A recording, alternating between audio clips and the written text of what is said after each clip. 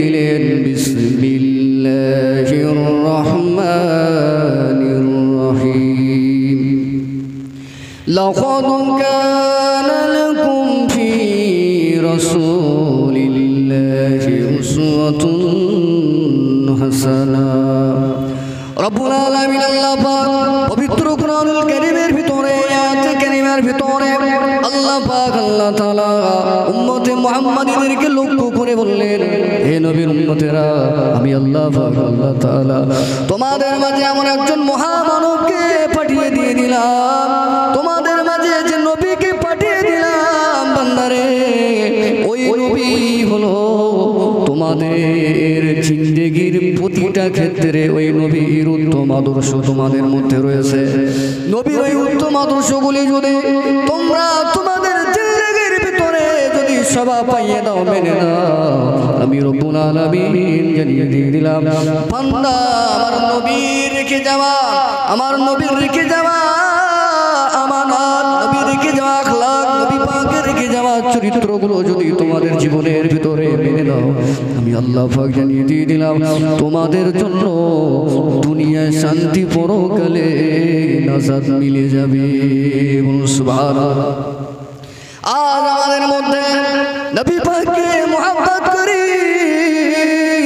নবী পাককে ভালোবাসি, কিন্তু আল্লাহ নবীর কোন চরিত্র আমাদের ভিতরে নাই। নবী পাকের চরিত্রটা কেমন ছিল একটু আলোচনা করলে বুঝতে পারা যাবে।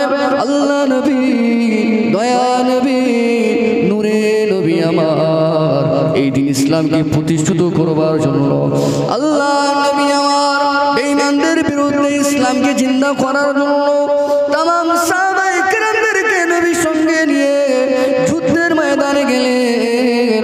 যুদ্ধের ময়দানে গিয়ে ইসলামকে জিন্দা করলেন বেঈমানদের ঢাল তলোয়ারের সঙ্গে। আল্লাহর নবী, নবী পাক, সাহাবায়ে কেরামেরা নিজেদের জীবনের ভয় করলেন না, জীবনের মায়া করলেন না। আল্লাহ নবী আমার সাহাবায়ে কেরামদের নিয়ে ইসলামকে জিন্দা করার জন্য যুদ্ধের ময়দান সমাপ্ত করে আল্লাহ নবী আমার বাড়ির পথে রওনা দিলেন। বাড়ির পথে রওনা দিতে দিতে দিতে দিতে দীর্ঘ রাস্তা সফর করে আল্লাহ নবী এবং সাহাবায়ে কেরামেরা ক্লান্ত হয়ে গেল। সঙ্গে যা পানি ছিল সমস্ত পানিগুলো সব শেষ হয়ে গেল। নবী পাকের কাছে সাহাবায়ে কেরামদের কাছে যে পিপাসার পানি ছিল, মরুভূমির প্রান্তর, খাওয়ার মতো আর একটু পানি নাই। এমন সময় সাহাবায়ে কেরামদের ভিতরে হযরত ওমর ফারুক রাদিয়াল্লাহু তাআলা আনহু হুজুর আমার আল্লাহ নবীকে বলতে লাগলেন, ইয়া রাসূলুল্লাহ, ইয়া হাবিবাল্লাহ হুজুর, ওই যে মরুভূমির প্রান্ত শেষ করে যে একটা বাড়ি দেখা যায়, ওই বাড়িটা হলো আমার একজন অন্তরঙ্গ বন্ধুর বাড়ি।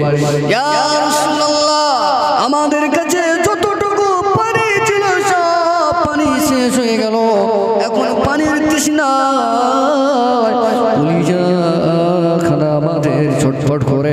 আল্লাহ নবীকে লক্ষ্য করে বলতে লাগলেন, হুজুর, ওই যে আমার বন্ধুর বাড়ি দেখা যায়, আমার বন্ধুর বাড়িতে আমরা সকলা মিলে মেহমান হয়ে যাব। ওই জায়গাতে গেলে আমাদের পানির পিপাসা নিবারণ হয়ে যাবে।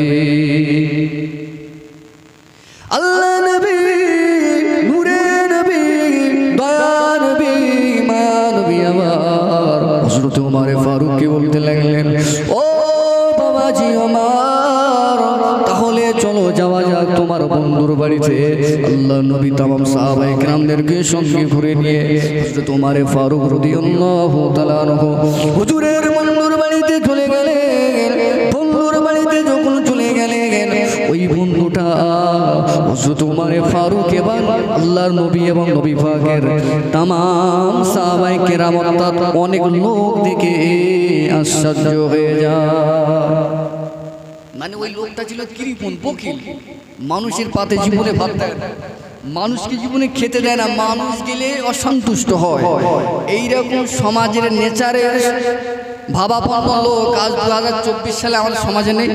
মানুষের পাতে ভাত দেয় না, জীবনে ঘুরিয়ে ওর বাড়িতে জীবনে ফকির ভিক্ষে পায়। এরকম কুঞ্জুস বকিল লোক সমাজের মধ্যে আছে। আবার নিজেকে নবী উম্মত বলে দাবি করে।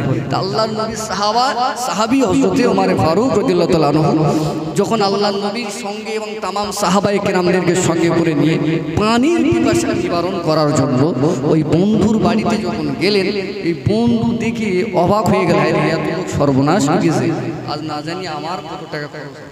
এই চিন্তা ভাবনা করতে লাগলো।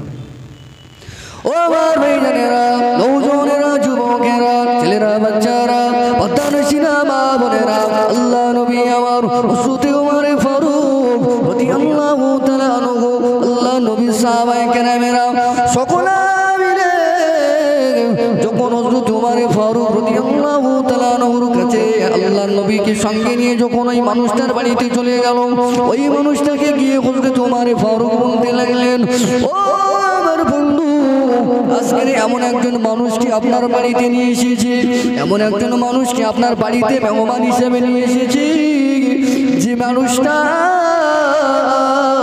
জীবনে কারোর বাড়িতে মেহমান হয় না।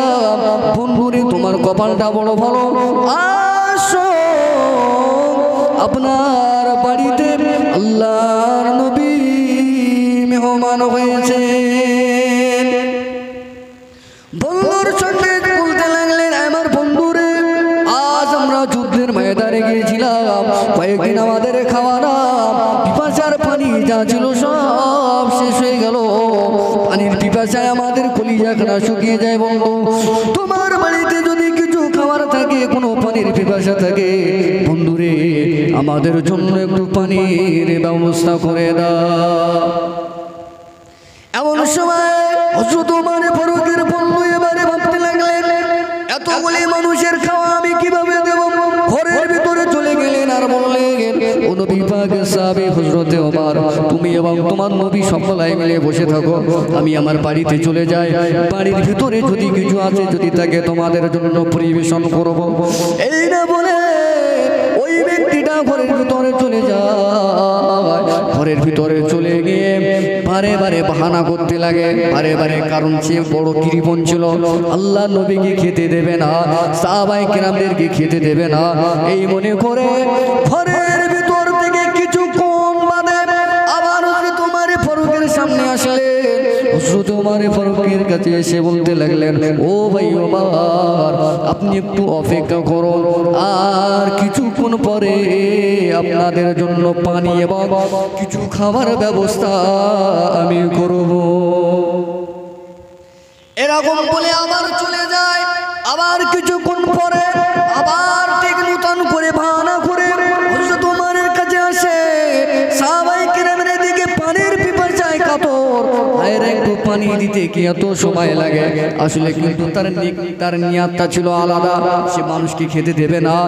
এক পর্যায়ে আবার ওই মানুষটা চলে আসলেন। ওই মানুষটা এসে বলতে লাগলেন, ও ওমর ফারুক, রেডি হয়ে গিয়েছে, আপনারা একটু ধৈর্য ধরুন, এবারে আপনাদের জন্য পরিবেশন করা হবে। ঘরে যায়, বাহানা করে আসে, একবার করে ঘরে ঢোকে আর আরেকবার করে আল্লাহ নবীর সামনে, সাহাবায়ে কেরামদের সামনে আসে। কত বড় কপাল ফাটা! আল্লাহর নবী যে বাড়িতে মেহমান হয়েছে, ওই বাড়িতে ওই বাড়িওয়ালার কপাল ভালো না খারাপ? নিশ্চয়ই ভালো। শুধু ভালো না যে কত বড় কপাল, কিন্তু আল্লাহর নবীর মতন একজন মানুষকে পেয়ে, একটা মহামানবকে পেয়ে, ও আপনার বিভিন্ন রকমের বাহানা করছে, কিছু খেতে দেবে না। এইভাবে কিছুক্ষণ হয়ে গেল।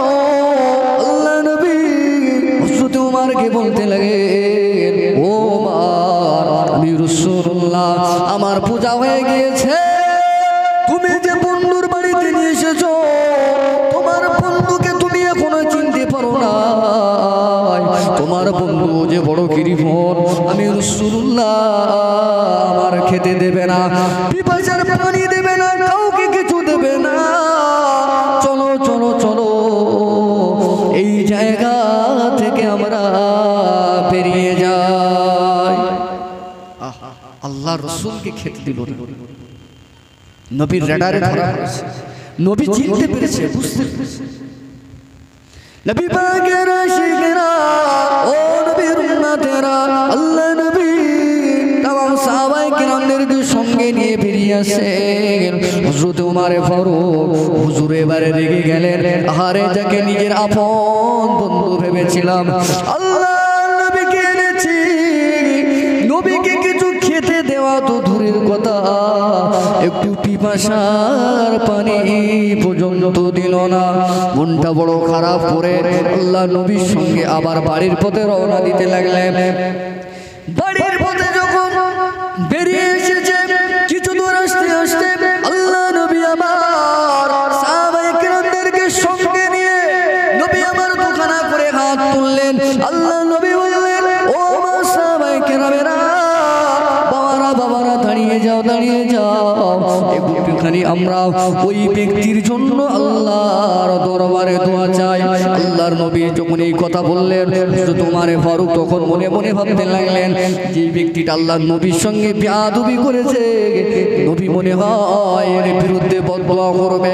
এবং আল্লাহর নবী আমার যখন সাহাবায়ে কেরামদেরকে নিয়ে যখন আল্লাহর দরবারে দুখানা করে হাত তুললেন, আল্লাহ নবী দোয়া করতে লাগলেন, ও রব্বুল আলামিন, যে ব্যক্তিটার বাড়িতে আমি রাসূলুল্লাহ, আমি আপনার নবী, আমি আপনার হাবিব, আমি আপনার বন্ধু, তাম সাহাবায়ে কেরামদেরকে সঙ্গে নিয়ে ওমরকে নিয়ে মেহমান হয়েছিলাম, আল্লাহ গো, আমি রাসূলুল্লাহ, ও আমাকে চিনতে পারে নাই, ও আমাকে বুঝতে পারে নাই, আমি নবী, আমাকে গুরুত্ব দেয় নাই, বুঝতে পারে নাই, আল্লাহ গো, আমার ওই অবুঝ উম্মতের উপরে আপনি রাগান্বিত হবেন না, আল্লাহ গো, আমার ওই উম্মত অবুঝ উম্মত যে আমাকে পিপাসার পানি দিল না, আল্লাহ গো, ওই ব্যক্তির হায়াত আপনি দারাজ করে দেন। বলুন সুবহানাল্লাহ, আর জোরে বলুন সুবহানাল্লাহ। এই ব্যক্তি যে নবীকে বিভিন্ন বাহানা করে যে বসিয়ে রেখেছে, কিছু খেতে দেয়নি, পরিশেষে খালি মুখে ফেরত দিয়েছে, ওই নবীর জন্য, ওই ব্যক্তির জন্য আল্লাহ রাসূল কি দোয়া করছে? নেক দোয়া, ভালো দোয়া।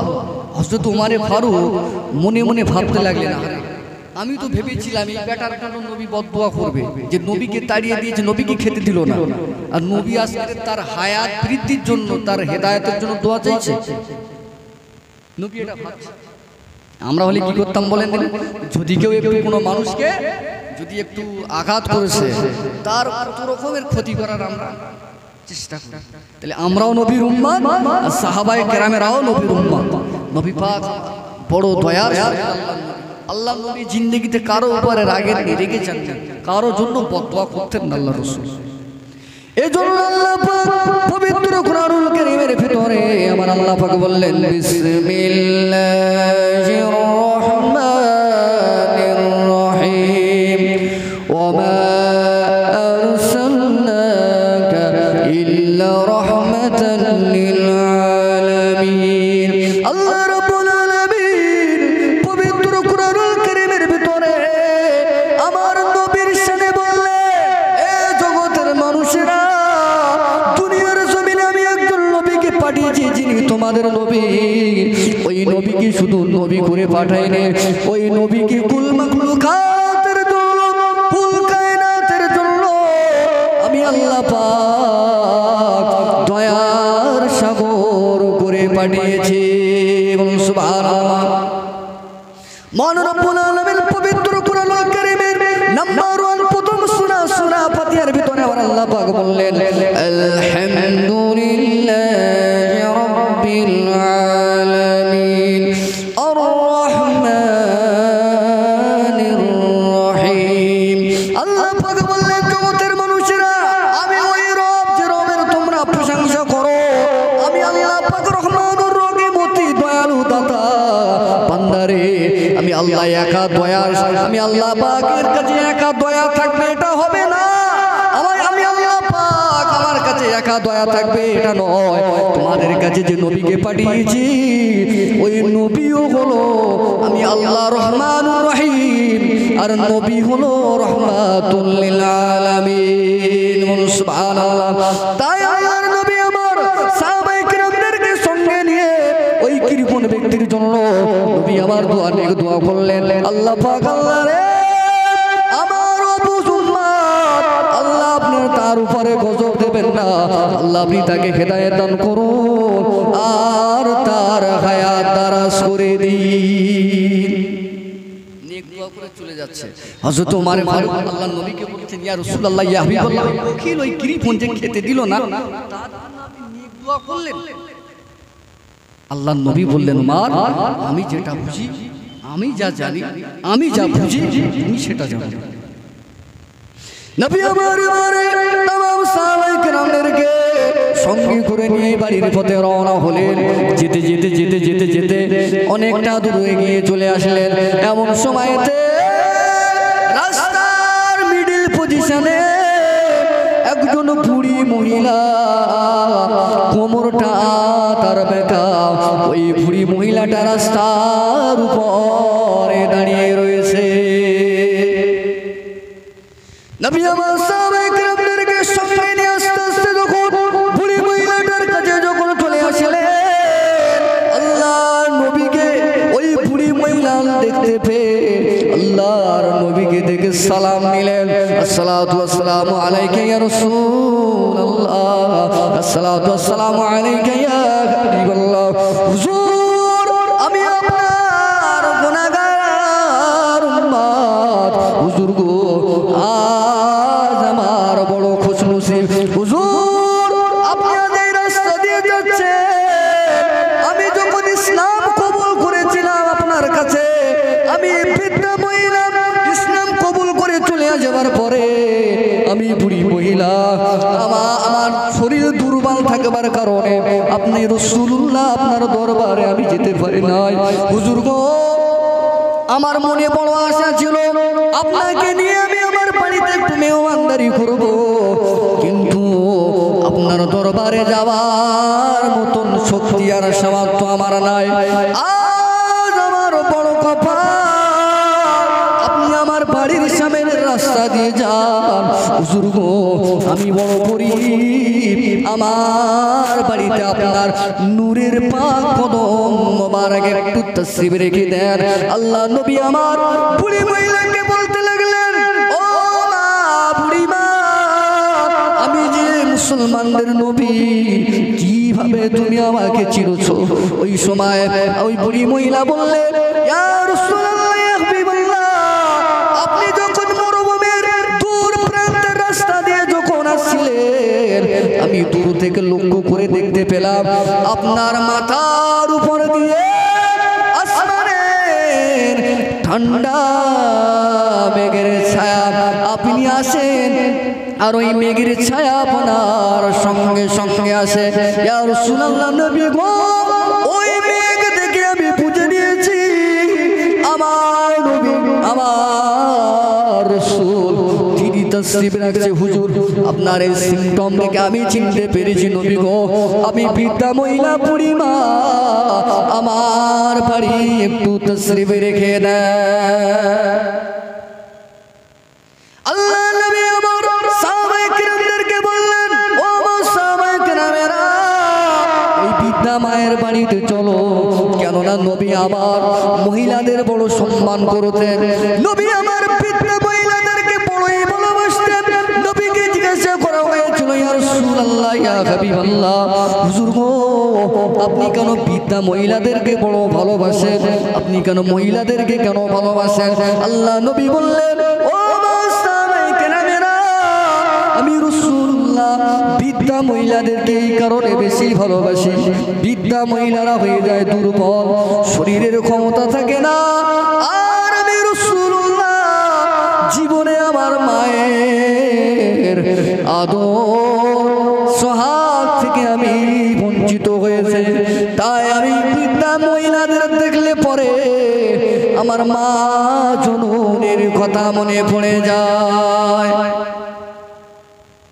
কিন্তু আজকে আমাদের বর্তমান যুগের সঙ্গে কোনে লক্ষ্য করে দেখতে পাওয়া যায়, আমাদের পরিবারের ভিতরে যে সমস্ত মায়েরা রয়েছে, বয়স হয়ে গিয়েছে, বৃদ্ধা হয়ে গিয়েছে, ছেলেগুলো মায়ের আর যত্ন খাতির খিদমত করে না। সমাজে দেখা যাচ্ছে না, মা বাপ একটু বয়স হয়ে গেলে পুরোপুরি হয়ে যায়, তাদের নাম রাখে বুড়ো, বাপের নাম রাখে বুড়ো, আর মায়ের নাম রাখে বুড়ি। আর শ্বশুরের নাম রেখে আব্বাজি, আর শাশুড়ি মায়ের নাম রেখে আম্মি বলে ডাকে। সমাজে এরকম ধরনের যুবক ছেলে ভরপুর হয়ে গিয়েছে। বাপ গরিব মানুষ, বাপের পরিচয় রাস্তাঘাটে বাজারে দেন এরকম নেমো খারাপ সন্তান বর্তমান 24 সালে সীসা লগ্নের দিকে এলাকায় খুঁজতে পাওয়া যায় না, অহরহ পাওয়া যায়। আবার নিজেকে নবীর উম্মত বলে দান করে দাবি করে। আল্লাহ নবী সাল্লাল্লাহু আলাইহি ওয়াসাল্লাম বলেন, সাহাবীরা বৃদ্ধা মহিলাদেরকে দেখলে আমার বলি যায়, মায়া হয়। আমি রাসূলুল্লাহ আমার মায়ের আদর সোহাগ থেকে আমি বঞ্চিত হয়েছি, তাই মহিলাদেরকে আমি রাসূলুল্লাহ বড়ই ভালোবাসি। একবার জোরে বলুন সুবহানাল্লাহ। আল্লাহ নবী আমার সাহাবায়ে কেরামদেরকে সঙ্গে নিয়ে ওই বৃদ্ধা মহিলার বাড়ি চলে গেলেন। আল্লাহ নবীকে সুন্দরভাবে বসার জায়গা দিলেন। বসার জায়গা দিয়ে বলতে লাগলেন, ইয়া রাসূলুল্লাহ, আমার এই তালপাতার কুটির ঘরের ছায়া আপনাকে সুন্দর জায়গায় বসে দেওয়ার মতো অওকাত আর আমার অর্থ নাই। হুজুর আপনি এই জায়গাতে বসেন। তামাম সাহাবায়ে কেরামেরা বসে পড়লেন। কিছুক্ষণ পরে বৃদ্ধা মহিলা আল্লাহ নবীকে ডাক দিলেন, ইয়া রাসূলুল্লাহ, ইয়া হাবিবাল্লাহ, আপনাকে মেহমানদারি করার মতো আমার বাড়িতে তেমন কিছু নাই, তবে মনে বড় আশা ছিল আপনাকে কিছু মেহমানদারি করব। হুজুর গো, আমার বাড়িতে একটা পালিত খাসি রয়েছে, ওই খাসিটা আপনি জবাই করে নিন। আল্লাহ নবী আমার ওই সময় বৃদ্ধা মায়ের খাসিটা জবাই করে নিলেন। আল্লাহ নবী আমার জবাই করে দিয়ে আমার সাহাবায়ে কেরামদের নিয়ে নবী আমার শরিয়াতের কথাবার্তা বলতে লাগলেন। বৃদ্ধা মহিলাটা এমন সময়তে রান্না কমপ্লিট করে আল্লাহ নবীকে ডাক দিলেন, ইয়া রাসূলুল্লাহ, ইয়া হাবিবাল্লাহ, হুজুর তসবিহ রাখেন, আমি বৃদ্ধা মহিলা আপনার জন্য মেহমানদারির ব্যবস্থা করলাম। আল্লাহ নবী আমার তামাম সাহাবায়ে কেরামদের নিয়ে বৃদ্ধা মহিলার বাড়ি খাওয়া দাওয়া করে মেহমানদারি গ্রহণ করে নবী আমার সাহাবায়ে কেরামদের নিয়ে বৃদ্ধা মহিলার বাড়ি থেকে বিদায় নিচ্ছে। বিদায় নিতে নিতে রাস্তার কিছু দূরে সে আল্লাহ নবী আমার সাহাবায়ে কেরামদের বলতে লাগলেন, ও আমার সাহাবারা, আল্লাহ দরবারে আসো, দুখানা করে হাত তুলে নবী আমার সাহাবায়ে কেরামদের নিয়ে আল্লাহর দরবারে দুখানা করে হাত তুললেন। হাত তুলে আল্লাহ নবী আমার সাহাবায়ে কেরামদের নিয়ে হাত তুলে আল্লাহর দরবারে দোয়া করলেন। আল্লাহ গো, ওই বৃদ্ধা মহিলাটা উনি আমার মায়ের সমান, আল্লাহ পিপাসায় পানি খেতে দিয়েছে, আর অভুক্ত ছিলাম আমাদেরকে ক্ষুধার্তই খাবার দিয়েছে। আল্লাহ গো, ওই বৃদ্ধার উপরে আমি রাজি হয়ে গিয়েছি, ওই বুড়ি মহিলার উপরে আমি রাসূলুল্লাহ রাজি হয়েছি, আমার সাহাবায়ে কেরামেরা রাজি হয়ে গেল। আল্লাহ গো, আমি নবী আপনার কাছে দোয়া চাই, ওই বৃদ্ধা মহিলা হায়াত আপনি কমিয়ে দেন। যে বেটা কিপ্টি কৃপণ বেটা যে খাওয়াইনি তার জন্য দোয়া করেছে কি, ওর হায়াত বাড়িয়ে দাও। যে পিপাসায় পানি খেতে দেয়, যে ক্ষুধার্তই আল্লাহ রাসূলকে খেতে দেয়নি, তার জন্য নবী আমার ভালো দোয়া করেছে, লোকের দৃষ্টিতে ভালো। আর যে বৃদ্ধা মহিলা পিপাসার পানি পান করিয়েছে, নিজের শখের আদরের ছাগলটাকে জবাই করে আল্লাহ রাসূলকে মেহমানদারি করিয়েছে, আর সেই বৃদ্ধার জন্য রাসূল আমার বলছে কি, আল্লাহ হায়াত কমিয়ে দেন। এখন ওই মজলিসে ওমরে ফারুক ছিল, এবারে অবাক হয়ে গেলেন, ওই বেটার বদদোয়া না করে যে পুরি খাইয়েছে সেই পুরির জন্য নেক দোয়া না করে নবী কেরাম দোয়া করছে, মনির কাছে প্রশ্ন করছে। এক পর্যায়ে আল্লাহ নবীকে জিজ্ঞাসা করলেন, ইয়া রাসূলুল্লাহ, ইয়া হাবিবাল্লাহ, কারণটাকে একটু বললে বড় খুশি হতাম। আল্লাহ নবী আমার ওই সময় হযরত ওমর ফারুককে লক্ষ্য করে বললেন, ও হযরত ওমর, ও সাহাবায়ে কেরামেরা, তোমরা মনে করছো আমি বৃদ্ধার জন্য বদদোয়া করেছি? না না না, আর তোমরা মনে করছো আগের কৃপণের জন্য নেক দোয়া করেছি? এটা বাস্তবে তোমাদের কাছে ঠিক আর বেঠিক হলেও এর পিছনে যথার্থ কারণ রয়েছে। আল্লাহ নবী আমার বলতে লাগলেন, ও সাহাবায়ে কেরামেরা, আমি রাসূলুল্লাহ যে মানুষটার জন্য প্রথমে নেক দোয়া করলাম, তোমরা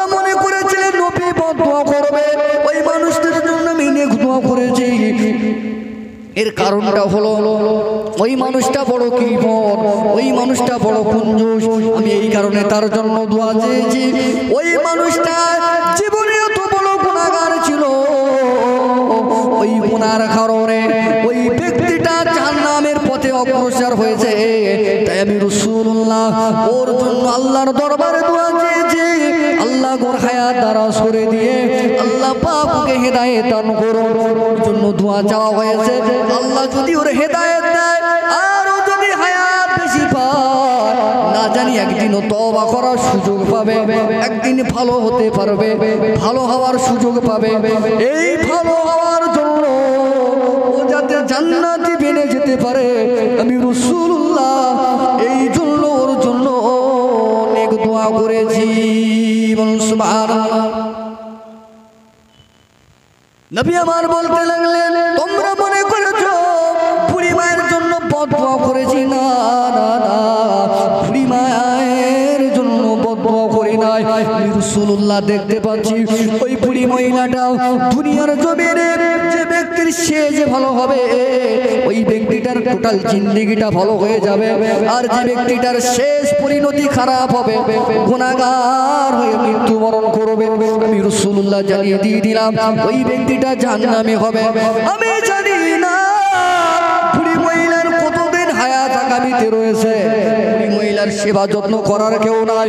যদি ওই বুড়ি মহিলা দুনিয়ার জমিনে শেষ বয়সে যেমন একদিকে আমি রাসূলুল্লাহ আমাকে ভালোবাসে, অন্যদিকে আমাকে মেহমানদারি করিয়েছে, যদি দুনিয়ার জমিনে কেউ না থাকার কারণে জীবনে যদি একটা গুনাহ ঘটে যায় আর এই গুনার কারণে যদি জাহান্নামী হয়ে যায়, আমি রাসূলুল্লাহ বড় কষ্ট পাবো। তাই এই জন্য ওই বুড়ি মহিলার জন্য আমি রাসূলুল্লাহ আল্লাহর দরবারে দোয়া চেয়েছি, আল্লাহ গো ওই বৃদ্ধা মহিলার হায়াত কমিয়ে দেন। এই মুহূর্তে যদি ও যদি মারা যায়, তাহলে আল্লাহর দয়ার জান্নাত ওই বুড়ি মহিলার নসিবে জুটে যাবে। বলুন সুবহানাল্লাহ। কি নবী, যে নবী কলিজা ছিল ক্ষমার দৃষ্টি, যে রাসূলের অন্তরে ছিল ক্ষমা। রাসূল জিন্দেগিতে কারোর কাছে কোনদিন রাগ করে। আবু জাহেল আল্লাহ রাসূল যে রাস্তা দিয়ে হাঁটতেন, এত পরিমাণে রাসূলের উপরে দুশমনী ছিল। এই আবু জাহেল আল্লাহ রাসূলকে বিভিন্নভাবে কষ্ট দিয়েছিল। এক পর্যায়ে আল্লাহ রাসূল যে রাস্তা দিয়ে যায়, সেই রাস্তা দিয়ে মহিলাদের নোংরা কাপড়গুলো সেই রাস্তায় ঝুলিয়ে দিত, যাতে আল্লাহ রাসূল গেলে ওই কাপড় মাথায় লেগে আল্লাহ রাসূলের শরীর নাপাক হয়। এরকম কষ্ট পর্যন্ত এই আবু জাহেল দিয়েছে। ও নবীর আশিকেরা, নবী পাকের দিওয়ানারা, তাই আমি আপনাদের বলতে চাই, ও শুধু শুনলে হবে না। আল্লাহ পাক বললেন, লাকাদ কানা লাকুম ফি রাসূলিল্লাহি উসওয়াতুন হাসানাহ। আমি আল্লাহ পাক তোমাদের কাছে যে নবীকে পাঠিয়ে দিয়েছি রে বান্দারে, ওই নবীর উত্তম আদর্শ তোমরা যদি ক্যাচ করতে পারো, গ্রহণ করতে পারো, আমি আল্লাহ পাক জানিয়ে দিয়ে দিলাম দুনিয়া পরকালের জিন্দেগি তোমাদের জন্য সুখময় হয়ে যাবে। শুধু নিজেদেরকে নবীর উম্মত বলে দাবি করলে হবে না। আল্লাহর নবী আমরা যে উম্মত হয়েছে, আমাদের কপালটা কত বড়ই ভালো, এটা আমাদের জানা নাই। কোন নবীর উম্মত হয়েছে, আল্লাহ নবী আমাদের কেমন ভালোবেসেছিলেন। নবী আমার দুনিয়ার জমিনে যেদিন তাসলিম এনেছিলেন, আম্মা জানের গর্ভের মাধ্যমে মা আমিনার গর্ভ থেকে দুনিয়ার জমিনে নবী যেদিন এসেছিলেন, আমাদের জন্য নবী কেঁদেছিলেন। 63 বছর নবী আমার দুনিয়ার জমিনে যতদিন হায়াতে ছিল, আল্লাহ নবী আমাদের জন্য কেঁদেছিল। নবী আমার দুনিয়ার জমিন থেকে যেদিনে বিদায় নিয়ে চলে যায়, নবী আমার সেদিনও বলেছিল, রব্বি হাবলি উম্মতি উম্মতি ইয়া উম্মতি। আল্লাহ আমি রাসূলুল্লাহ আমার গুনাহগার উম্মতের উপায় হবে কি? নবী দীর্ঘ 63 বছর জিন্দেগিতে প্রতিটা সময় নবী আমাদের জন্য কেঁদেছে। আহারে সেই নবীর উম্মত হয়ে আমাদের ভিতরে নামাজ নাই, আমাদের ভিতরে দিন নাই, আমাদের ভিতরে শরীয়ত নাই। মুসলমান নবীর কাছে কাল হাসরের ময়দানে কোন মুখ আমরা দেখাবো? শুধু নামের আগে বড় করে একদম মুহাম্মদ লিখে দিচ্ছি। মুসলমানের নাম বলে এক এক বেগর, তোমারা নাম क्या? মুসলমানের নাম এত সুন্দর সুন্দর নাম বলছে, আর কাজগুলো আবু জেহেল, আবু লাহাব, উতবা, উতাইবা, সাইবা, নমরুদ, হামান, ফেরাউনের মতন আমাদের কাজ করে যাচ্ছে।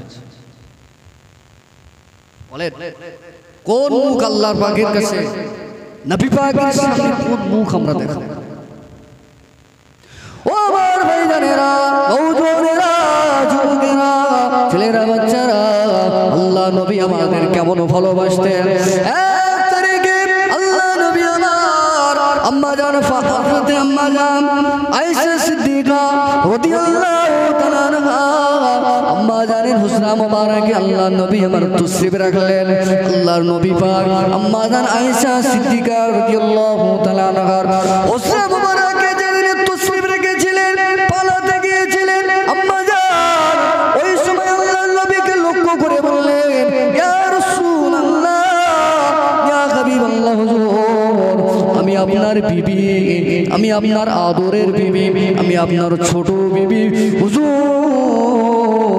আজ আপনার কাছে একটা জিনিস চাইব, হুজুর কি আপনি আমাকে দিতে পারবেন?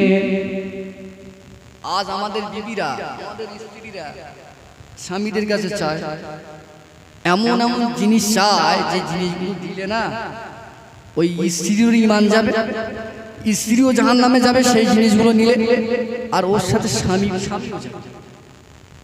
কি সেই জিনিসগুলো কি সময় পেলে পরে আমি পিছনে সামনেতে বলবো। নবী পাকের কাছে আম্মা আয়েশা চাইলেন, হুজুর আমাকে একটা জিনিস আপনাকে দিতে হবে। আল্লাহর নবী বললেন, বলো বিবি আয়েশা। নবী আমার বললেন, বিবি আয়েশা রে, তুমি আমি রাসূলুল্লাহ, আমার গরীব জিন্দেগিতে তুমি আমার সুখে দুঃখে সর্বদা আমার সংসারে তুমি সংসার করেছো, তোমাকে কলিজা ভরে খেতে দিতে পারি না, ভালো পরনের শাড়ি কিনে দিতে পারে না। ও বিবি আয়েশা, কি চাও তুমি বলো? আম্মা জান আয়েশা ওই সময় বলেছিলেন, ইয়া রাসূলুল্লাহ, আপনার মতন স্বামী পেয়ে আমি রাসূলুল্লাহ, আমি আয়েশা বড় খুশি, জীবন ধন্য হয়ে গেছে হুজুর গো। আমি আপনার কাছে আমি শাড়ি চাই না, আপনার কাছে আমি ভালো মন্দ খেতে চাই না নবী গো। আমার প্রাণের স্বামী আল্লাহ নবী, আপনার কাছে আমি চাই আজকে আমার হুজরাতে বসে, আমার ঘরের ভিতরে বসে আমি আয়েশা আমার জন্য আল্লাহর দরবারে একটু দোয়া চাই। আমাদের বিবিরা শতকরায় 95টা স্ত্রীদের কথা বলছে, স্বামীর জীবনে বলে যে স্বামী আমার জন্য একটু দোয়া করো। 95টা বিবি বলে দোয়া বার করে শিখেছে, এমন দোয়া চায়। এমনও বর্তমান যুগের সঙ্গীক্ষণে ভেড়া মার্কা স্বামী রয়েছে যাদেরকে স্ত্রী ধরে পেটে, বউ ধরে মারে, এরকম স্বামী সমাজে নেই। সন্ধ্যা রাত্রে তো আলোচনা তো যাদেরকে নিয়ে করবো তো পাওয়া যাচ্ছে, যা এমনও নেমু খারাপ স্ত্রী রয়েছে যারা স্বামীদের ধরে মারে। স্বামীর উঠতে বললে ওঠে, বসতে বললে বসে। এর কারণটা কেন জানেন? এই ভেড়া হয়েছে আসলে ওই যে নাংলা গরু বিক্রি হয়েছে শ্বশুরের কাছে। কিভাবে বিক্রি হয়েছে? যখন বিয়ে করেছে পৌঁছে স্বামী স্ত্রী ঠোকাঠকি হয়, স্ত্রী বলে ভেড়া আগে না আমার খাট আমার বাপ দিয়েছে, বেরোই। এক পর্যায়ে যখন তর্কতর্কি শুরু হয়ে যায়, দেখা যায় বউ লাস্টে স্ত্রী ধরে পেটে। আমাদের বিবিরা দোয়া চায় না, উপহারটা দেয়। স্বামীদের কথায় কথায় স্বামীদের মুখের উপরে চোখ রাখে, স্বামীদেরকে অভিশাপ দেয়, স্বামীদেরকে নোংরা ভাষায় গালিগালাজ করে। এরকম সৌভাগ্যবান স্ত্রী ওই সমাজে রয়েছে। ও আমার ভাইজানেরা, আম্মা জান আয়েশা সিদ্দিকা আল্লাহ নবীকে বলতে লাগলেন, ইয়া রাসূলুল্লাহ, আপনার মতন স্বামী পেয়ে জিন্দেগি আমার বড় ধন্য হয়েছে। ইয়া রাসূলুল্লাহ, আপনার কাছে আমি গাড়ি চাই না, আমি বাড়ি চাই না, আমি শাড়ি চাই না, আমি চুড়ি চাই না। নবী গো, আপনি শুধু আমার জন্য একটু দোয়া করে। আল্লাহ নবী আমার আম্মা আয়েশাকে সঙ্গে পাশে বসিয়ে নিয়ে আল্লাহর দরবারে দুখানা হাত তুলে দিলেন। আল্লাহর দরবারে দুখানা হাত তুলে বলতে লাগলেন, ও রব্বুল আলামিন, আল্লাহ গো, আমার বিবি আয়েশা আমার জন্য আমার কাছে দোয়া চায়। আল্লাহ, আমি তার স্বামী, একদিকে যেমন তার স্বামী, অন্যদিকে তার নবী গো। আল্লাহ, আমি আমার বিবি আয়েশার জন্য আল্লাহ আপনার দরবারে দোয়া চাই। আল্লাহ, আমার বিবি আয়েশার অতীত জিন্দেগির গুনাহ, বর্তমান জীবনের গুনাহ, আর অদূর ভবিষ্যতে দুনিয়া যতদিন বাঁচবে তামাম জিন্দেগির গুনাহ আল্লাহ আপনি ক্ষমা করে দেন। বলুন সুবহানাল্লাহ। ওয়াজ বুঝতে পারছেন? আল্লাহ আমার বিবি আয়েশার অতীতের গুনাহ, বর্তমান গুনাহ, ভবিষ্যৎ যতদিন বাঁচবে যদি গুনাহ করে ফেলে এই গুনাহগুলো আল্লাহ আপনি ক্ষমা করে দেন। নবীদের দোয়া, নবীদের আল্লাহর দরবারে চাইতে দেরি হয়, নবীদের জবান দিয়ে প্রকাশ করতে যা সময় আমার আল্লাহর দরবারে কবুল হতে সময় লাগে না। বলুন সুবহানাল্লাহ। এমনি তো আম্মা জানেন আল্লাহ নবী পাকের পাক বিবি মনেরা বেহিসাবে জান্নাত, বেহিসাবে জান্নাত। তাদের হিসাব কি? হিসাব তাদের, তারা পুরো সাকসেস। নবী আমার দোয়া চাই, আল্লাহ নবীর দোয়া শুনে আম্মা জান আয়েশা সিদ্দিকা রাদিয়াল্লাহু তাআলা আনহা খুশিতে বাগে বাগ হয়ে যায়। আজ যেমন আমাদের সমাজের বাচ্চারা যখন খুশি, অতিরিক্ত খুশি হয়, আনন্দে লাফালাফি করে না, করে না? আনন্দে লাফালাফি করে। আম্মা জান আয়েশা সিদ্দিকা আল্লাহ নবীর দোয়াটা পেয়ে এত পরিমাণে খুশি হয়েছিল সেদিনে। ওই খুশি হওয়ার কারণে আল্লাহর নবীর কোলেতে বসে বাচ্চার ন্যায় আনন্দে লাফালাফি করে। সুবহানাল্লাহ। আল্লাহ রাসূল বললেন, ও বিবি আয়েশা, তুমি কেন এত আনন্দিত হয়েছো? তুমি কেন আনন্দে এত নড়াচড়া করো? আয়েশা বলতে লাগলেন, ইয়া রাসূলুল্লাহ, ইয়া হাবিবাল্লাহ, প্রাণের স্বামী গো, এই কারণে আমি আপনার কোলেতে আনন্দ করি বসে। আপনি নবী আল্লাহর দরবারে দোয়া চেয়েছেন, আপনার দোয়া আল্লাহর দরবারে কোনোদিন খালি হাতে আল্লাহ আপনাকে ফেরত দেয় না। আপনার চাইতে দেরি হয়, আল্লাহর কবুল করতে দেরি হয় না। আমার দৃঢ় বিশ্বাস আপনি আল্লাহর কাছে দোয়া চেয়েছেন, আপনার দোয়ার বরকতে আল্লাহ আমার জীবনের গুনাহ মাফ করে দিয়ে আল্লাহ পাকের দয়ার জান্নাত আমি আয়েশা মার উপরে ওয়াজিব হয়ে গিয়েছে। আর জোরে বলুন সুবহানাল্লাহ। ও নবী পাকের আশিকেরা, মায়েরা, বোনেরা, বেটিরা, তাই আপনাদের বলি, জান্নাত যদি পেতে চায়, স্বামীর জান্নাত যদি পেতে চান, স্বামীর সেবা করবেন, স্বামীর কাছে দোয়া চাইবেন। স্বামীর দোয়া স্ত্রীর জন্য আল্লাহর দরবারে সরাসরি কবুল হয়ে যায়। সুবহানাল্লাহ। আমাদের বউরা দোয়া চাইবে। হ্যাঁ, আম্মা জান আয়েশা খুশি দেখে নবী এবারে বলছে, বিবি আয়েশা, তুমি এত খুশি? তুমি যে তোমার জন্য একবার দোয়া চেয়েছি বলে তুমি এত খুশি? কিন্তু আমি রাসূলুল্লাহ দিন আর রাত্রে তা আল্লাহর দরবারে বহুবার হাত তুলে দোয়া চাই। কিন্তু ওই বহুবার হাত তুলে যখন দোয়া চাই, আমি একজনাদের জন্য দোয়া চাই, যখনই দোয়া চাই তাদের জন্য আল্লাহর দরবারে দোয়া চাই।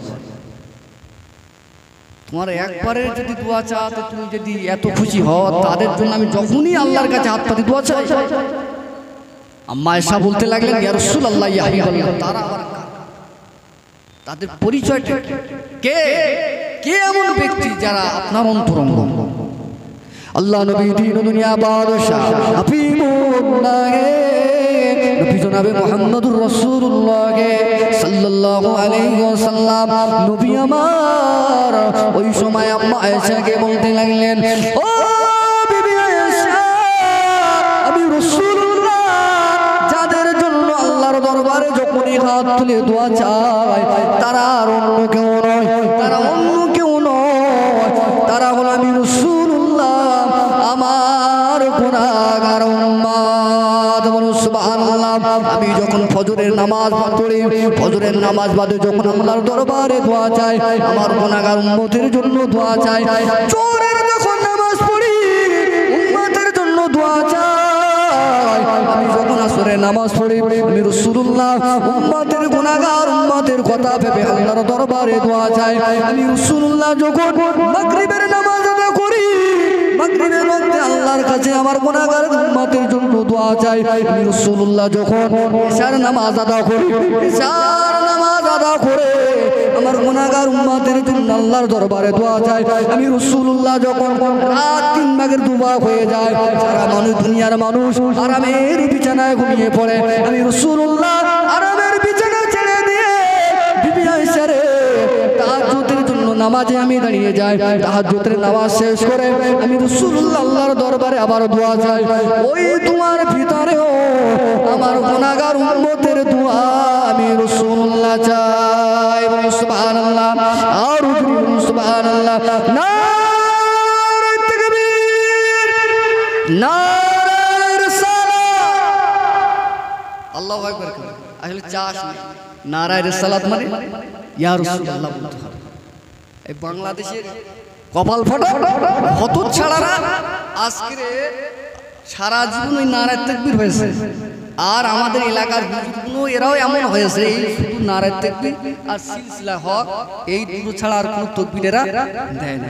আল্লাহর তাকবীর হয়েছে, পুরা সিলসিলার তাকবীর হয়েছে, খাজা বাবার তাকবীর হয়েছে, বড় পীর সাহেবের তাকবীর হয়েছে, আর যে নবীকে না বানালে আমার আল্লাহ পাক কিছুই বানাতেন না, সেই নবীর তাকবীর হয় না। এজন্য নারায়ে রিসালাত বললে বলতে হবে কি ইয়া রাসূলুল্লাহ বলবেন, রাসূলের নাম। আর এই যখন নারায়ে রিসালাত হচ্ছে বাংলাদেশের কিছু হতচ্ছাড়া কপাল ফাটা এরা এখন এটাকে আপডেট করেছে, নারায়ে তাকবীর বাদ দিয়ে এখন লিল্লাহে তাকবীর। শুনেন হতচ্ছাড়া গুলো বলে। সম্মানিত মুসাল্লিয়ায়ে কেরাম, তাহলে রাসূল আমার দিন রাত্রিতে যখনই আল্লাহর দরবারে দোয়া চেয়েছে আমাদের কথা স্মরণ করে আল্লাহর কাছে কেঁদেছে, আর আমরা সেই নবীর মহব্বতে কাঁদতে হবে না। নবীর মহব্বতে দিনে একবারও মসজিদে আমাদের খুঁজে পাওয়া যায় না। মুসলমানের বেটা যদি পড়ে হোঁচট লেগে পড়ে, পাম্পারে ঠুল লেগে পড়ে, পড়ে উত্তর মুখ হয়ে পড়ে দক্ষিণ দিকে মুখ করে, ও বেটা কোনোদিন ভুল করে পশ্চিম দিকে মুখ করে না। দেখাবো নবীর কাছে। তাহলে আমাদের কত, আমাদের শান, আমাদের মুর্তবা যদি এই হয়, নবীর মুর্তবা শান মান আল্লাহর দরবারে কত এবারে ভাবে কোন নবীর উম্মত। মান রব্বুল আলামিন পবিত্র কোরআনুল কারীমের 30 পারার অন্তর্গত সূরার ভিতরে আমার আল্লাহ পাক বললেন ওয়া রাফা'না লাকা যিকরাক। আল্লাহ পাক আমার নবীকে কেন্দ্র করে জগৎবাসীর কাছে নসিহত করে দিলেন, এই জগতের মানুষেরা, এ আমার বান্দা বান্দিরা, তোমাদের মাঝে আমি রাসূলুল্লাহ, আমি আল্লাহ পাক যে নবীকে পাঠিয়ে দিয়েছি, ওই নবী আদম নবীর মতো নবী নয়, ওই নবী ইউনূস নবীর মতো নবী নয়, ওই নবী দাউদ নবীর মতো নবী নয়, ওই নবী ইব্রাহিম নবীর মতো নবী নয়, ওই নবী ইসমাঈল জবিহুল্লাহর মতো নবী নয়, ওই নবী হলেন নবীদের ইমাম, আম্বিয়ায়ে কেরামদের সরদার। আমি আল্লাহ পাক আমার পরে তার ইরশাদ, আমি আল্লাহ পাক ওই নবীর মান সম্মান আমি আল্লাহ পাক নিজেই বাড়িয়ে দিলাম। বলুন সুবহানাল্লাহ। নবীর মান সম্মান বাড়াচ্ছে, সম্মান কে বাড়াচ্ছে? আল্লাহ।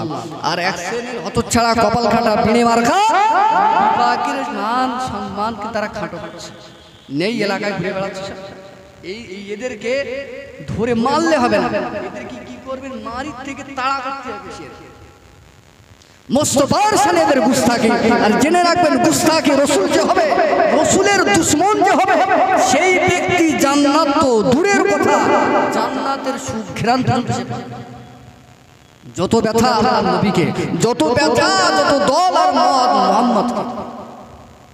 আল্লাহ বলছে ওরা ফানা লেখা জিকর, এমন একজন নবীকে পাঠিয়েছি যে নবীর শান মান আমি আল্লাহ স্বয়ং নিজেই বাড়িয়েছি। আর একবার বলুন সুবহানাল্লাহ। আল্লাহ পাক বললেন রে আমার নবীর উম্মতরা, দাউদ নবী আমি আল্লাহ যাতে খুশি দাউদ তাতে খুশি, আইয়ুব নবী আমি আল্লাহ যাতে খুশি তাতে খুশি ছিল, ইব্রাহিম নবী আমি আল্লাহ যাতে খুশি ইব্রাহিম তাতে খুশি, ইসমাইল নবী আমি আল্লাহ যাতে খুশি ইসমাইল নবী তাতে খুশি। দুনিয়ার तमाम 1 লাখ মতান্তরে 2,24,000 নবী রাসূলগণ আমি আল্লাহ যাতে খুশি তারা তাতে খুশি ছিল, কিন্তু একজনের ক্ষেত্রে ব্যতিক্রম, তিনি হলেন আখিরি জামানার নবী, প্রিয় নবী নবী মুহাম্মদুর রাসূলুল্লাহ সাল্লাল্লাহু আলাইহি ওয়াসাল্লামের ব্যাপারে আল্লাহ পাক বললেন আমি আল্লাহ পাক আমার নবী আমার হাবিব যাতে খুশি আমি আল্লাহ তাতে রাজি। বলুন সুবহানাল্লাহ। সব নবী বলছে মাওলা তুমি রাজি তো আমি রাজি। ইব্রাহিম নবী বলছে আল্লাহ তুমি যাতে রাজি আমি তাতে রাজি। ইসমাইল নবী বলছে আল্লাহ তুমি যাতে রাজি আমি তাতে রাজি। সুলাইমান নবী বলছে আল্লাহ তুমি যাতে রাজি আমি তাতে রাজি। ইসমাইল নবী যাতে বলছে আল্লাহ তুমি যাতে রাজি আমি তাতে রাজি। নূহ নবী বললেন আল্লাহ তুমি যাতে রাজি আমি তাতে রাজি। আইয়ুব নবী বললেন আল্লাহ তুমি যাতে রাজি আমি আইয়ুব তাতে রাজি। আল্লাহ পাক আমার নবীর শানে বললেন নবী এই আমার হাবিব আপনি নবী যাতে রাজি আমি আল্লাহ তাতে রাজি। বলুন সুবহানাল্লাহ। এজন্য আল্লাহ পাক বললেন কুল ইন কুনতুম তুহিব্বুনাল্লাহ ফাত্তাবিউনি।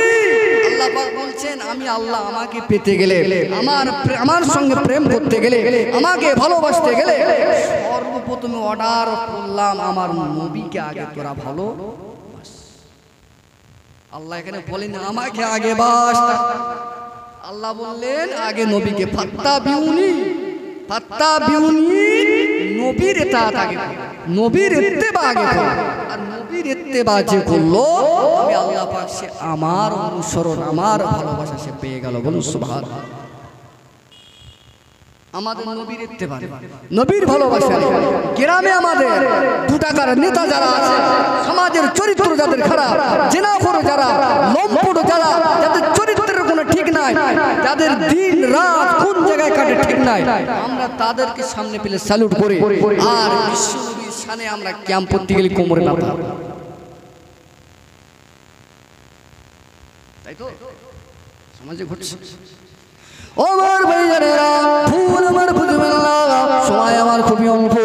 আমার নবীর সম্মান আল্লাহ পাক কতটুকু আমাদের কত সম্মান আল্লাহ দিয়েছে। আল্লাহ নবী আমার 1 তারিখে মদিনার মসজিদে নববী শরীফে আল্লাহ নবী আমার ওয়াজ করেছে। আজ যেমন আমরা ওয়াজ করছি আপনাদের সম্মুখে, যুগে যুগে পীর মাশায়েখগণেরা ওয়াজ করেছে তাদের জামানায়, তাবেঈরা ওয়াজ করেছে তাদের জামানায়, তাবেঈরা ওয়াজ করেছে তাদের জামানায়, আইম্মায়ে মুজতাহিদিনরা ওয়াজ করেছে তাদের জামানায়, আহলে বায়াত ওয়াজ করেছে তাদের জামানায়, কিন্তু স্বয়ং রাসূলুল্লাহ ওয়াজ করেছে। আর শ্রোতা হলেন আল্লাহর নবী সাহাবারা। কপাল তাদের। এজন্য तमाम পৃথিবীর যত ওলিদের, तमाम পৃথিবীর ওলিদের আমল যদি এক পাল্লায় রাখা হয়, तमाम পৃথিবীর ওলি যারা হয়েছে তো আল্লাহ রাসূলের জামানার পর থেকে নিয়ে আজ পর্যন্ত কিয়ামত পর্যন্ত যত আল্লাহর ওলি হবে, এই ওলি तमाम পৃথিবীর ওলিদের আমল যদি এক পাল্লায় রাখা হয়, ওলিদের সম্মান যদি এক পাল্লায় রাখা হয়, মুসলমান একজন সাহাবীর জিন্দেগির 1 সেকেন্ডের সময়ের সম হবে না। কত বড় কপাল। तमाम পৃথিবীর ওলি তাদের সারা জীবনের আমল, সারা জীবনের সম্মান রাখা হয় একটা সাহাবীর। আল্লাহ রাসূলকে যে সমস্ত সাহাবীরা দেখেছে, ওই সাহাবীদের জীবনের 1 মিনিটের সময় পাল্লা যদি এক পাল্লা রাখা হয়, আল্লাহর নবী সাহাবায়ে কেরামের 1 মিনিটের ওজনের পাল্লা ভারী হয়ে যাবে। আরেকবার সুবহানাল্লাহ। সেই সাহাবীরা ওয়াজ শুনছে, নবী ওয়াজ করছে, কামলিওয়ালা ওয়াজ করছে। ওয়াজ করতে করতে আল্লাহ নবী আমাদের সম্মানের দিকে খেয়াল করে সাহাবায়ে কেরামদের লক্ষ্য করে বললেন, ও আমার অনেক ওয়াজ শুনেছো, অনেক শিক্ষা অর্জন করেছো, সুতরাং এই ওয়াজের ভিত্তিতে আমি রাসূলুল্লাহ আজকে তোমাদের একটা প্রশ্ন করতে চাই। আল্লাহ নবী আমার সাহাবায়ে কেরামদের যখন এই কথা বললেন, সাহাবায়ে কেরামেরা বললেন, ইয়া রাসূলুল্লাহ বলুন আপনার কি প্রশ্ন? আল্লাহ নবী বললেন, এই পৃথিবীর জমিনে, আসমানের জমিনের ভিতরে আল্লাহর কাছে কাদের ঈমানের দাম সর্বদা বেশি? যেমন কোন প্রশ্ন এটা? সাহাবীদের কাছে নবী প্রশ্ন থ্রো করেছে, পৃথিবীর জমিনে, আসমানে, তাম পৃথিবী সাতটা জমিন আসমানের মধ্যে সাহাবীরা জানো আল্লাহর কাছে কাদের ঈমানের গুরুত্ব বেশি, দাম বেশি? এমন সময় সাহাবীরা জবাব দিতে লাগলেন, ইয়া রাসূলুল্লাহ, ইয়া হাবিবাল্লাহ, আমরা তো জানি এতটুকু, আপনার ওয়াজ শুনে আমাদের যে জ্ঞান এসেছে ওই জ্ঞানের দৃষ্টিভঙ্গিতে বলি, এই পৃথিবীর জমিনে, আসমানের ভিতরে আল্লাহর কাছে ফেরেশতাদের ঈমানের দাম বেশি। আল্লাহ নবী বললেন না, অ্যান্সার রং হয়ে গেল, উত্তর সঠিক হলো না। সাহাবীরা বললেন কেন?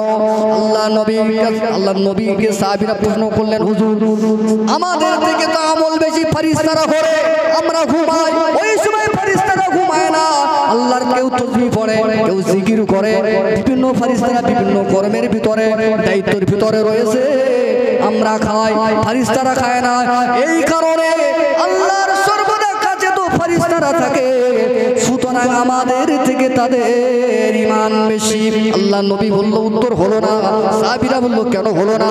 আল্লাহ নবী বললেন, ও আমার সাহাবায়ে কেরামেরা, ফেরেশতাদের ঈমানের দাম নেই এই কারণে, ঈমান তো তারা এনেছে আল্লাহর জাহান্নামকে দেখে, তারা তো ঈমান এনেছে আল্লাহকে দেখে, তারা তো ঈমান এনেছে জান্নাতকে দেখে, নাজ নিয়ামত এমন কিছু আছে যা মানুষ জানে না, ফেরেশতারা জানে। সুতরাং ফেরেশতাদের ঈমানের কোনো দাম নাই, এই কারণে ফেরেশতারা অনেক কিছু দেখেছে আর জানে। তাই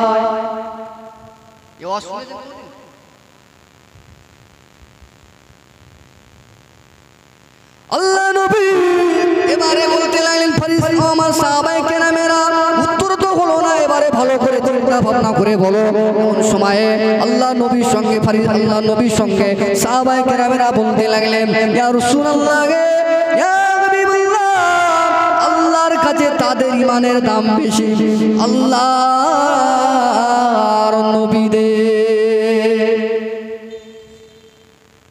আল্লাহ নবী বললেন হলো না। সাহাবীরা বললেন কি ব্যাপার? নবীদের ঈমানের দাম নেই আল্লাহর কাছে? অবশ্যই আছে, অবশ্যই আছে। আল্লাহ রাসূল একটা জিনিস বোঝাতে চাইছে, এইটা ঘটনাকে আর অন্য অ্যাঙ্গেল নেবেন না। আমি একটা বিষয় বলতে চাইছি, নবী একটা বিষয় বলতে চেয়েছেন, সেটা আপনাদের কাছে আমি থ্রো করছি। আল্লাহ রাসূল সাল্লাল্লাহু আলাইহি ওয়াসাল্লাম বলল হলো না। ইয়া রাসূলুল্লাহ কি বলছেন? হলো না, নবীদের ঈমানের দাম নেই।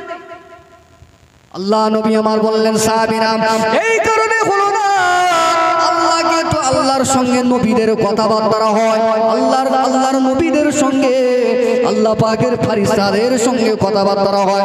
আল্লাহর নবীরা অনেক কিছু দেখে, অনেক কিছু শুনে, যার কারণে আল্লাহকে দেখে মানার ঈমানের থেকে আমি রাসূল তোমাদের বলতে চাই, কাদের ঈমানের দাম বেশি?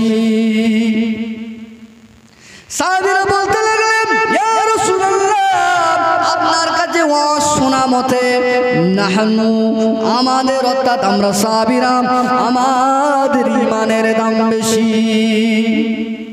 আল্লাহ নবী বললেন তাও হলো না, তাও হলো না। সাহাবীরা বললেন, হুজুর তিনটি উত্তর আমরা দিয়েছি, মারাত্মক উত্তর।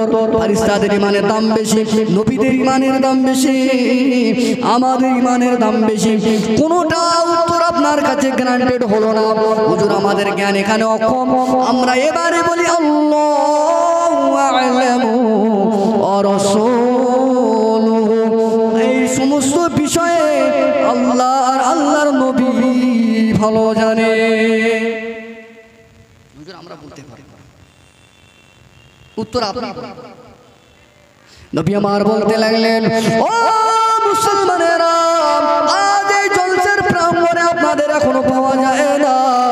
রাস্তাঘাটে ঘুরে বেড়ান, মোবাইল নিয়ে মিথ্যা ছবির পিছনে ঘুরে বেড়ান, মিথ্যা ছবিগুলো দেখে দেখে চোখটাকে অকালে শেষ করে ফেলছেন, নিজের রূপ যৌবনটাকে নষ্ট করেছেন। জানবেন আপনি যে মিথ্যা ছবির পিছনে গোটা রাত জাগিয়ে দেন। আজ খোদার কসম 2024 সালে মেয়েরা, যুবক যুবতী মেয়েরা, এরা যে একটা ছেলেকে পাওয়ার জন্য, একটা ছেলে একটা মেয়েকে পাওয়ার জন্য এরা আজকের ফোনে আই লাভ ইউ বলা বলি শুরু করেছে। এরা আজকের বিভিন্ন সিনেমার নায়ক নায়িকাদের বইগুলো এরা আজকের রাত জেগে জেগে দেখতে লাগে, নোংরা ছবিগুলো দেখে। খোদার কসম এরা যদি এই সময়গুলো মিথ্যা ছায়া ছবির পিছনে যদি না দিয়ে ওই সময়গুলো যদি আমার আল্লাহর নবীকে ভালোবেসে আল্লাহর পথে দিত, নবীর পথে দিত, এরা এক একটা আল্লাহর ওলি সব হয়ে যেত। আজ বিয়ে বাড়ি বলুন, কোনো অনুষ্ঠানে বলেন, ছোট থেকে আর বাচ্চা পর্যন্ত এই সেদিন একটা সোশ্যাল মিডিয়ায় দেখছে বিয়ের মজলিসে 10 জনা বসে রয়েছে, এত বড় বাচ্চা থেকে আর দাড়ি পা পেকে গিয়েছে এরকম পুরো পর্যন্ত 10 জনের কাছেই মোবাইল দিয়েছে, 10 জনা 10 সাল করে দেখছে। কি অবস্থা! বাড়ি তো এরকম 3-4টে স্বামী একদিকে নিয়ে দেখে, স্ত্রী আর একদিকে নিয়ে দেখে, ছেলে রাতে আবার আর একটা। এতে করে পুরো ব্রেন ড্যামেজ হয়ে যাচ্ছে, সংসারে পুরো দুপুরিয়ে বাস।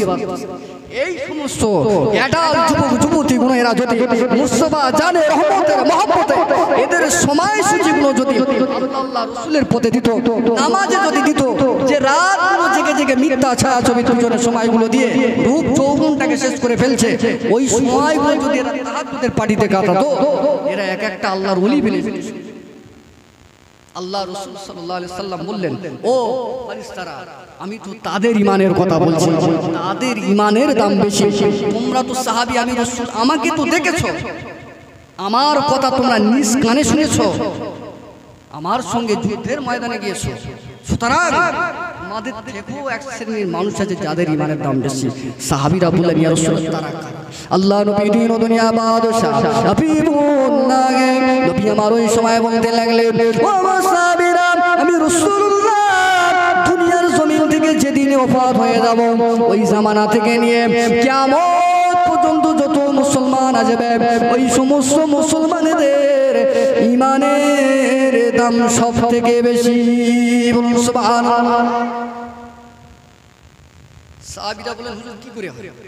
আল্লাহ নবী বললেন, ফেরেশতারা আল্লাহকে দেখে আল্লাহ বলে মেনেছে, ও সাহাবীরা, আমি রাসূলুল্লাহ, আল্লাহ যে এটা আমি জানি, এই খবরটা তোমাদের কাছে দিয়েছি। তোমরা আমি রাসূলুল্লাহ আমাকে দেখেছো, আমার কথা নিজ কানে শুনে তোমরা ঈমান এনেছো। তো অদূর ভবিষ্যতে আমার যে উম্মতগুলো আসবে, এরা না দেখবে জাহান্নাম, না দেখবে জান্নাত, না চোখ দিয়ে দেখেছে নবীকে, না চোখ দিয়ে দেখেছে আল্লাহকে। এরা আলেম ওলামাদের মুখে থেকে কোরআন হাদিসের বাণী শুনে জাহান্নামের ভয়ে নামাজি হয়েছে। আমি রাসূলুল্লাহ আমার কথা শুনে মহব্বত করে এরা আজকে নিজেদের জিন্দেগিগুলো ইসলামের পথে ব্যয় করেছে।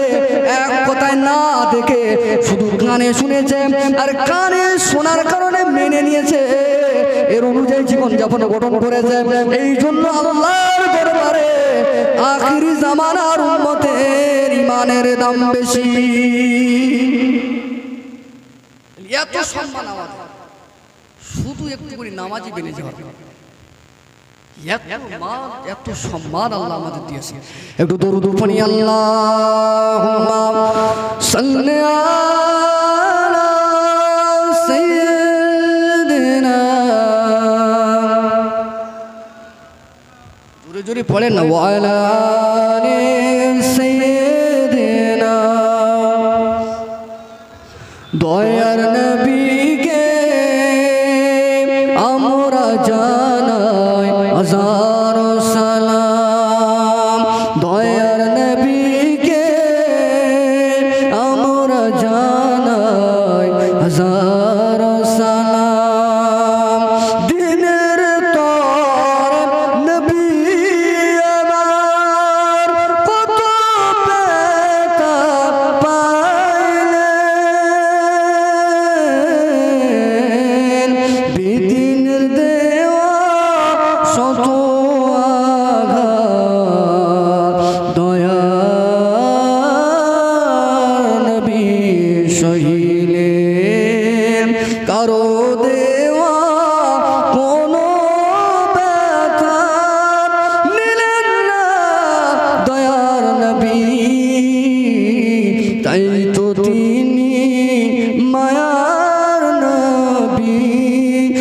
রাহমাতুল লিল আলামিন আল্লাহুম্মা সাল্লি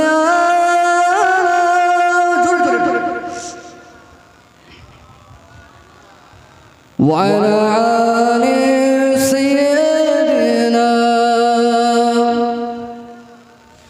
দিনের দাওয়াত নবী আমার নিয়ে গেলেন তয়েফে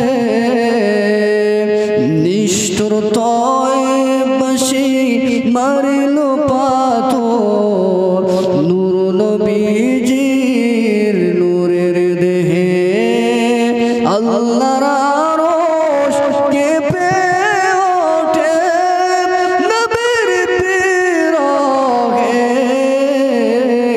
কোটি মায়া দিয়ে করিলেন ক্ষমা রাহমাতুল লিল আলামিন দয়ার নবীকে আমরা জানাই হাজারো সালাম দয়ার নবীকে আমরা জানাই হাজারো সালাম আল্লাহুম্মা সাল্লি আলা